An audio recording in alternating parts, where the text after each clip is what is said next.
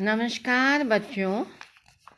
आज मैं आप लोगों के पाठ्यक्रम की तीसरी एकांकी भोर का तारा पढ़ाऊंगी। सर्वप्रथम भोर के तारा के जो रचनाकार हैं, एकांकीकार हैं, उनका नाम है जगदीश चंद्र माथुर। बेटा, हमें उनके नाम के विषय में हमें मालूम होना चाहिए कि जगदीश चंद्र माथुर का जन्म 16 जुलाई 1917 को खुर्जा बुलंदशहर जिला उत्तर प्रदेश में हुआ था।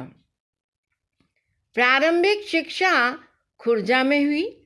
उच्च शिक्षा जो है इनके यूइंग क्रिम्बियन कॉलेज इलाहाबाद और प्रयाग विश्वविद्यालय में हुई। प्रयाग विश्वविद्यालय का शैक्षणिक वातावरण और प्रयाग के साहित्यिक संस्कार जो हैं वो हमें जगदीश चंद्र माथुर जी के चरित्र में देखने को परिलक्षित होते हैं। साहित्यिक संस्कार रचनाकार के व्यक्तित्व निर्माण में अपनी महत्वपूर्ण भूमिका अदा करते हैं। 1939 ईस्वी में प्रयाग विश्वविद्यालय से एमए अंग्रेजी से करने के बाद 1941 में इंडियन सिविल सर्विस में ये चुन लिए गए थे। इनका साहित्यिक परिचय अध्ययन काल से ही इनका लेखन प्रारंभ होता है। 1930 ईस्वी में 3 छोटे नाटकों के माध्यम से वे अपनी सृजनशीलता की धारा के प्रति उन्मुक्त हुए। प्रयाग में उनके नाटक चांद, रूपाब पत्रिकाओं में न केवल छपे बल्कि इन्होंने वीर अभिमन्यु आदि नाटकों में भाग भी लिया। भोर का तारा में संग्रहित सारी रचनाएं प्रयाग में ही लिखी गईं। यह नाम प्रतीक रूप में शिल्प और संवेदना दोनों दृष्टियों से जगदीश चंद्र माथुर के रचनात्मक व्यक्तित्व के भोर का तारा ही है। इसके बाद की रचनाओं में समकालीनता और परंपरा के प्रति गहराई क्रमशः बढ़ती गई है। व्यक्तियों, घटनाओं और देश के विभिन्न ऐतिहासिक स्थलों से प्राप्त अनुभवों ने सृजन में महत्वपूर्ण भूमिका अदा की है। इनकी प्रमुख कृतियां भोर का तारा 1946, ओ मेरे सपने 1950, कोणार्क 1951, शारदिया 1959, 10 तस्वीरें 1962, परंपराशील नाटक 1968, पहला राजा 1970, जिन्होंने जीना जाना 1972 आदि उल्लेखनीय है और बहुत ही महत्वपूर्ण भी है। आपका एकांकी साहित्य जीवन की यथार्थ संवेदनाओं को अभिव्यक्त करता है। इनमें आए पात्र अपना स्वतंत्र व्यक्तित्व और चारित्रिक विशेषता रखते हैं। इन एकांकियों की शैली मंझी हुई है। इनके कथोपकथन सुगठित एवं सजीव हैं।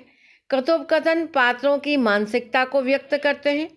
भोर का तारा एवं ओ मेरे सपने आदि इनकी प्रभावशाली झांकियां हैं। इनके बारे में कहा जाता है कि ये एक सिद्धहस्त एकांकीकार थे। माना जाता है कि एक ऐसे सशक्त हस्ताक्षर का निधन 14 मई 1978 में हुआ। और जो बेटा आपके पाठ्यक्रम में जो भोर का तारा एकांकी है, इसके विषय में भी मैं आप लोगों को बताना चाहती हूँ। शेखर उज्जैनी का कवि है। इनका परम मित्र है माधव, जो गुप्त साम्राज्य में एक राज्य कर्मचारी है। शेखर छाया नामक एक लड़की से प्यार करता है। वह देवव्रत की बहन है, जो तक्षशिला का मंत्री व महान व्यक्तित्व है। छाया कालांतर में एक शेखर की जीवन संगनी बन जाती है। शेखर भोर का तारा शीर्षक से एक महाकाव्य लिखता है। छाया उसकी सुरक्षा के लिए चिंता व्यक्त करती है। सब कुछ सही चल रहा था कि सहसा हूणों का सरदार तोरमान भारतवर्ष पर चढ़ाता है। पश्चिमोत्तर सीमा पर आग सुलग उठती है और माधव जो है वो भयक्रांत होकर महाकवि शेखर के पास आता है। वह शेखर से अनुरोध करता है कि इस संकट की घड़ी में सम्राट स्कंदगुप्त को मदद करें।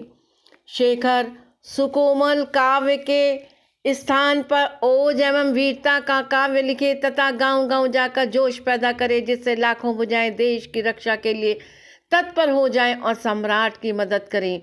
मगध यह भी सूचना देता है कि छाया के भाई देवव्रत ने देश के लिए प्राण न्यौछावर कर दिए।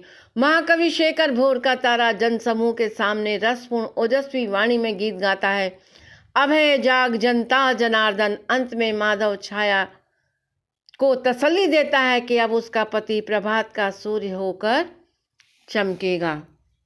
तो एक ट्रेजिडी के रूप में कह लें, मातृभूमि के प्रति जो समर्पण की भावना है उसको एकांकिका ने वरीयता से उठाया है और संदेश के रूप में अपना संदेश देना चाहा। तो बेटा ये आपके पाठ्यक्रम की तीसरी महत्वपूर्ण एकांकी है। अब इसकी व्याख्या मैं आप लोगों को कराऊंगी।